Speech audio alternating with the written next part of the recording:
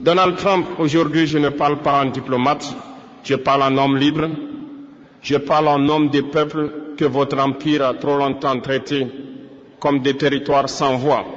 Ce que vous appelez la capture de Maduro, nous l'appelons un enlèvement politique. Ce que vous appelez la loi, nous l'appelons le terrorisme d'État. Oui, terrorisme d'État. Parce que lorsqu'une puissance utilise la force, la peur et la coercition pour humilier un président élu, ce n'est plus de la justice, c'est de la domination. Monsieur Trump, écoutez bien, quand un président africain est renversé, vous appelez cela une transition. Quand un président latino-américain est capturé, vous appelez cela une opération. Mais quand vos intérêts sont menacés, vous appelez cela la démocratie. Deux poids, deux mesures. Toujours, aujourd'hui, Maduro. Demain qui? Aujourd'hui, c'est le Venezuela. Hier, c'était l'Irak. Avant-hier, la Libye. Et demain, ce sera n'importe quel pays qui ose dire non. Vous voulez faire croire au monde qu'aucune nation n'est souveraine sans votre permission. Mais je vous le dis clairement, un président n'est pas une proie. Un État n'est pas une chasse gardée. Un peuple n'est pas un troupeau. Ce que vous avez fait au Venezuela n'est pas un message envoyé à Maduro. C'est un message de menace envoyé à tous les peuples libres. Monsieur Trump, vous avez franchi une ligne. Vous avez prouvé une chose au monde entier. La souveraineté, selon Washington, est conditionnelle. Conditionnelle à l'obéissance, conditionnelle au silence, conditionnelle à la soumission. Mais l'Afrique regarde, l'Amérique latine regarde, Haïti regarde, le monde regarde. Et cette fois, nous ne ferons pas semblant de ne rien voir. Dans la prochaine partie, je vais vous dire pourquoi ce geste vous affaiblit plus qu'il ne vous renforce. Et pourquoi l'ère de l'impunité impériale touche à sa fin. Monsieur Trump, vous croyez que la force, c'est d'arrêter un homme. Vous croyez que la puissance, c'est d'humilier un État devant les caméras. Vous vous trompez. La vraie force, c'est d'être respecté sans menace. Et aujourd'hui, les États-Unis ne font plus peur, ils inspirent la méfiance. Vous avez confondu autorité et intimidation. Arrêter un président étranger, ce n'est pas gouverner le monde, c'est lui dire « nous n'avons plus d'arguments, alors nous utilisons la force ». C'est l'aveu d'un empire qui n'arrive plus à convaincre. Regardez bien ce que vous avez déclenché. En capturant Maduro, vous n'avez pas isolé le Venezuela. Vous avez réveillé la mémoire collective, la mémoire de l'Amérique latine, la mémoire de l'Afrique, la mémoire d'Haïti, la mémoire de tous les peuples qui savent ce que signifie l'ingérence, le chantage, la punition. Monsieur Trump, l'histoire ne vous obéit pas. Vous pensez écrire l'histoire avec des sanctions, des drones et des menaces. Mais l'histoire, elle ne se soumet jamais longtemps. Chaque empire a cru être éternel. Chaque empire a cru être intouchable. Aucun ne l'a été. Votre message est clair et il est dangereux. Votre message dit ceci, si vous ne coopérez pas, vous serez punis. Mais ce message produit l'effet inverse. Il pousse le peuple à chercher des alternatives, à se détacher de vos systèmes, à construire sans vous. Vous avez perdu l'arme la plus puissante, la légitimité. Sans légitimité, la force devient brutalité. Sans respect, la puissance devient peur. Et la peur, Monsieur Trump, ne dure jamais. Je vous le dis sans menace, mais sans faiblesse. Ce que vous avez fait à Maduro sera étudié, analysé, retenu. Et chaque pays saura désormais que la protection américaine a un prix, la soumission totale. Je vais vous expliquer pourquoi l'Afrique ne sera plus jamais un terrain d'expérimentation et pourquoi ce monde unipolaire touche à sa fin. Monsieur Trump, pendant trop longtemps, l'Afrique a été traitée comme un terrain d'essai, un endroit où l'on teste des coups d'État, des sanctions, des dirigeants dociles et des peuples qu'on croit sans mémoire. Cette époque est terminée. Ce que vous avez fait au Venezuela, nous le reconnaissons parce que nous l'avons vécu, sous d'autres noms, avec d'autres prétextes, mais toujours avec la même logique. En Afrique, on a capturé des présidents autrement, par la dette, par la corruption imposée, par la peur fabriquée. Vous appelez cela coopération. Nous appelons cela domination. Vous avez pris nos matières premières et laissé nos peuples pauvres. Vous avez soutenu des régimes faibles pour mieux contrôler des nations riches. Et maintenant, vous vous étonnez que l'Afrique parle d'une seule voix. Monsieur Trump, écoutez ceci attentivement. L'Afrique observe la capture de Maduro comme un miroir du passé et un avertissement pour l'avenir. Si un président latino-américain peut être humilié publiquement, alors aucun président africain n'est en sécurité dans votre ordre mondial. Mais voici ce que vous n'avez pas compris. Nous ne voulons pas remplacer un maître par un autre. Nous ne voulons pas changer de chaîne. Nous voulons les briser. L'Afrique ne mendie plus. Elle s'organise, elle apprend, elle coopère autrement. Votre monde unipolaire se fissure. Vous appelez cela une menace. Nous appelons cela un rééquilibrage naturel de l'histoire. Quand un système ne profite qu'à une minorité, il finit toujours par être remis en cause. Ce discours n'est pas une provocation. C'est un constat, un avertissement calme, un message clair. L'Afrique ne sera plus jamais votre laboratoire politique, économique ou militaire. Je vais parler d'un peuple qui comprend cette réalité mieux que tous les autres. Haïti. Monsieur Trump, si vous pensez que le monde ne comprend pas ce que vous avez fait au Venezuela, alors regardez Haïti. Haïti n'a pas besoin de rapport. Haïti n'a pas besoin d'analystes. Haïti a vécu ce que vous faites. Haïti a été le premier avertissement, premier peuple noir libre, première révolution d'esclaves victorieuse, et immédiatement puni. Puni pour avoir osé être libre, puni par la dette, puni par l'isolement, puni par l'ingérence permanente. Monsieur Trump, Haïti reconnaît votre méthode.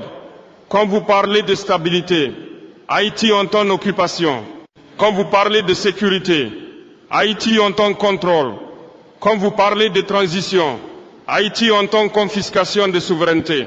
Ce que vous avez fait à Maduro, Haïti l'a vu venir. Parce que le scénario est le même de légitimer, asphyxier, isoler puis frapper. Toujours au nom du bien, toujours au nom de la démocratie, mais jamais avec le consentement des peuples. Haïti n'est pas faible. Haïti est entravé. Ce pays n'a jamais été autorisé à respirer librement, à choisir librement, à se reconstruire sans tutelle.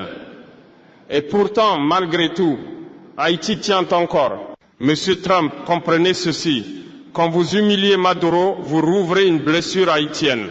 Quand vous niez la souveraineté du Venezuela, vous confirmez à Haïti qu'elle n'a jamais été considérée comme égale.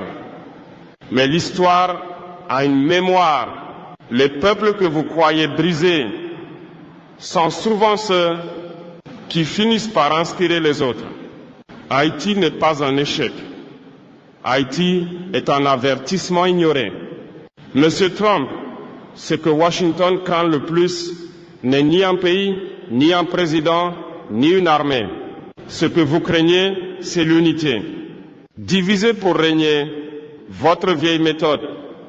Pendant des décennies, vous avez opposé l'Afrique à l'Afrique, l'Amérique latine à elle-même, les Caraïbes à l'isolement. Toujours la même stratégie.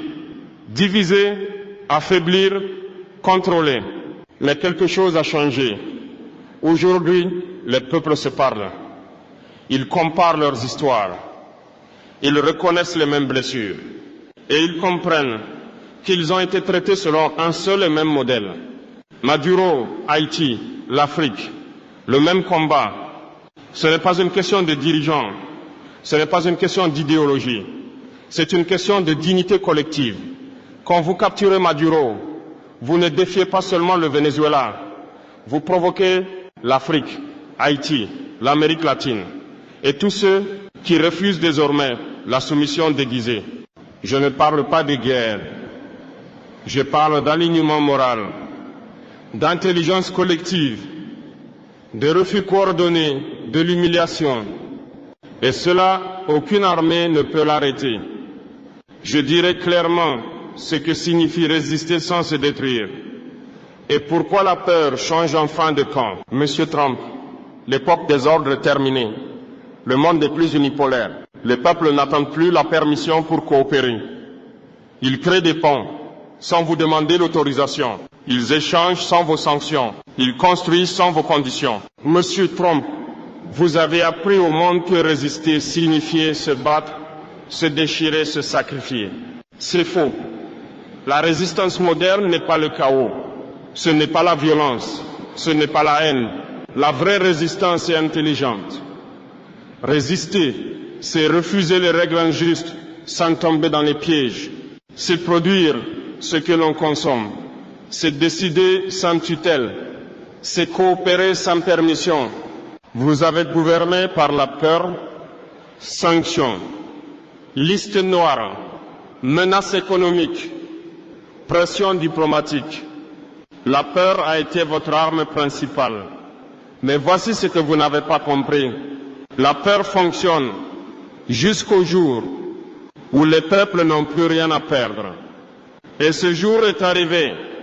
Quand un pays comprend que l'obéissance ne le protège pas, il cesse d'obéir.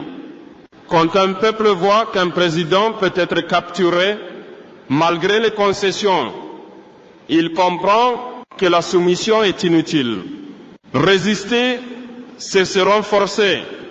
Ce n'est pas se fermer au monde. C'est choisir ses partenaires. Ce n'est pas s'isoler. C'est se libérer du chantage.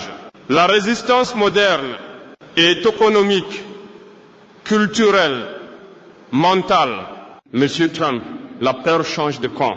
Avant, le peuple avait peur de Washington. Aujourd'hui, Washington a peur de perdre le contrôle, peur de ne plus dicter, peur de ne plus punir, peur de devenir une puissance parmi d'autres. Ce discours n'est pas une provocation, c'est un mode d'emploi, un message clair au peuple. On peut dire non sans s'autodétruire. Monsieur Trump, vous pensez avoir affaire à des peuples dociles, à des sociétés sans mémoire. Vous vous trompez. La jeunesse voit, la jeunesse comprend. La jeunesse se souvient et surtout, la jeunesse agit. La mémoire des peuples est vivante. Haïti n'oublie pas. L'Afrique n'oublie pas. L'Amérique latine n'oublie pas. Chaque injustice, chaque enlèvement, chaque ingérence reste gravée dans les mémoires collectives. Vous pensez pouvoir effacer ces histoires avec des sanctions et des menaces. Vous vous trompez lourdement. La jeunesse connectée, éveillée et révoltée. Aujourd'hui, grâce au réseau, à la communication instantanée, à l'éducation, la jeunesse mondiale sait tout. Ils voient vos stratégies, ils voient vos doubles standards, ils voient vos manipulations et ils ne restent pas silencieux. Maduro ou Haïti, peu importe, chaque capture, chaque intervention renforce la vigilance des nouvelles générations. Chaque acte d'arrogance crée un réseau invisible d'opposition. Vous vouliez effrayer, vous avez inspiré la résistance. Monsieur Trump, écoutez bien. La mémoire collective est plus puissante que vos armes. L'histoire est plus rapide que vos sanctions. Et la jeunesse est plus organisée que vos armées. Si vous sous-estimez cela, vous sous-estimez le futur. Et le futur ne vous appartient pas. La jeunesse est le feu qui éclaire l'avenir. Ils ne connaissent pas la peur que vous vouliez imposer. Ils connaissent la vérité. Ils connaissent la solidarité. Ils connaissent le droit de dire non. Je vais vous montrer comment la solidarité des peuples du Sud commence à changer la donne. Monsieur Trump, vous croyez que vous pouvez isoler un pays. Vous croyez que vous pouvez diviser des peuples. Vous vous trompez. La vérité, c'est que les peuples du Sud se regardent maintenant en face. Ils partagent leurs expériences. Ils apprennent les uns des autres. Ils se soutiennent. Maduro et Haïti, un même signal. Ce que vous avez fait au Venezuela est un avertissement pour Haïti. Mais Haïti ne regarde pas avec peur. Haïti regarde avec compréhension. Et elle tend la main aux autres nations qui refusent de se soumettre au diktat. Afrique, Amérique latine, Caraïbes. Une même leçon. Chaque tentative d'ingérence, chaque capture politique, chaque sanction économique renforce le réseau invisible des peuples unis. Vous avez cru que la peur serait efficace. Vous avez cru que la menace suffirait. Vous avez sous-estimé la solidarité. Le Sud apprend à créer sa propre force. Ce n'est pas seulement militaire, ce n'est pas seulement économique, ce n'est pas seulement politique, c'est culturel, stratégique et moral. Les peuples partagent, se forment, coopèrent sans jamais demander votre permission. Monsieur Trump, comprenez ceci, vous n'avez pas seulement capturé un président, vous avez réveillé l'intelligence collective des peuples du Sud. Et cela, aucune sanction, aucun ultimatum, aucun discours ne pourra l'arrêter. La solidarité du Sud n'est plus un concept, c'est un fait. Chaque nation qui se libère un peu, chaque peuple qui ose dire non, renforce l'ensemble du Sud. Et chaque action unilatérale de votre part n'est plus perçue comme un avertissement, mais comme une preuve de votre faiblesse. Monsieur Trump, ce que vous avez fait au Venezuela n'est pas un acte isolé, ce n'est pas un incident diplomatique. C'est une violation publique et manifeste de la souveraineté nationale. Chaque action a des conséquences. Vous voulez croire que la capture de Maduro sera oubliée demain. Vous voulez croire que personne ne prendra note. Erreur. Le monde observe. Chaque nation note vos méthodes. Chaque peuple en tire une leçon, et cette leçon est claire. Les puissants ne respectent que la force collective et la résistance organisée. La responsabilité de Washington. Quand une puissance mondiale agit ainsi, elle n'a pas seulement un devoir de puissance. Elle a une responsabilité morale. Elle doit rendre compte. Elle doit respecter le droit. Elle doit respecter la vie politique des autres nations. Ce que vous avez manqué, en kidnappant ou en capturant un président élu, vous avez enfreint non seulement la souveraineté de ce pays, mais aussi le droit moral de tous les peuples à décider de leur destin. Vous avez semé la peur, vous avez semé la division. Vous avez oublié que l'histoire note tout. Le monde attend des réponses. Ce que vous appelez action légitime est perçu comme abus de pouvoir. Et chaque abus de pouvoir appelle une réaction diplomatique, économique, culturelle et morale. Le monde attend que vous assumiez vos responsabilités, que vous cessiez cette politique de coercition et que vous respectiez enfin la souveraineté des États. Monsieur Trump, la question n'est pas que pouvez-vous faire, mais que devez-vous faire? Vous devez réparer ce que vous avez brisé, le respect entre nations, la confiance entre peuples et la stabilité internationale. Je vais dévoiler le message final, un avertissement clair, un appel à la justice et à l'unité mondiale. Monsieur Trump, ce discours touche à sa fin, mais laissez-moi être clair. Ce que vous avez fait au Venezuela n'est pas seulement un affront à un pays, c'est un avertissement pour le monde entier. Le monde n'est plus votre terrain de jeu. Le monde n'est plus votre terrain de jeu.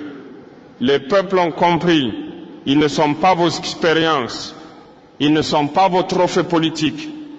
Chaque action injuste que vous commettez résonne bien au-delà des frontières. Elle forge la résistance, elle alimente la solidarité, elle construit l'histoire des peuples libres. La justice n'est pas une option. Vous pouvez tenter de détourner l'attention, vous pouvez tenter de réécrire les règles, mais vous ne pouvez pas empêcher la justice de s'imposer. La justice n'est pas seulement judiciaire, elle est morale, elle est collective, elle appartient à chaque peuple qui refuse la soumission. L'unité des peuples du Sud. Aujourd'hui, l'Afrique, l'Amérique latine, les Caraïbes et Haïti commencent à comprendre une vérité simple. Seuls les peuples unis et conscients de leur histoire peuvent résister efficacement. La solidarité n'est plus un mot, elle est un outil, une force, un bouclier. Vous avez testé la soumission, vous avez tenté de dicter l'ordre mondial, mais le monde a changé, les peuples ont appris, la jeunesse se souvient, la solidarité s'organise et la peur change de camp. Ce que nous exigeons aujourd'hui, respect des nations souveraines, fin de l'ingérence dans les affaires intérieures, reconnaissance de la légitimité des peuples à décider, une coopération basée sur le respect mutuel, pas sur la domination. Donald Trump, ce que vous avez commencé avec la capture de Maduro sera étudié, compris et jugé par l'histoire. Les peuples libres du monde vous observent. Ils prennent note, ils ne se soumettront plus. Le monde change. Et ceux qui ne respectent pas la souveraineté des peuples apprendront qu'aucune force, aucun pouvoir, aucun empire ne dure face à la vérité et à l'unité.